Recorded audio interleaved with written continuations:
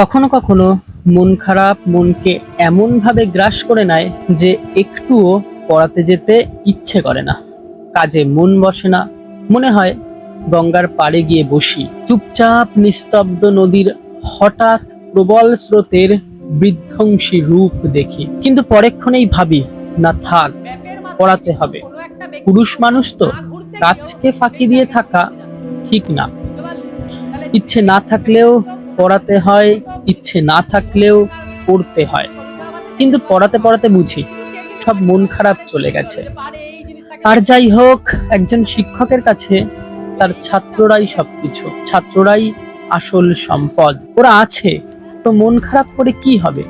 মন খারাপ করে বসে থাকার থেকে ওদের পড়ানো ভালো। বুঝি অনেকটা বড় হয়ে গেছি আমি, অনেক দায়িত্ব কাঁধে। শিক্ষাদানের থেকে বড় আনন্দ পৃথিবীতে আর কিছু নেই।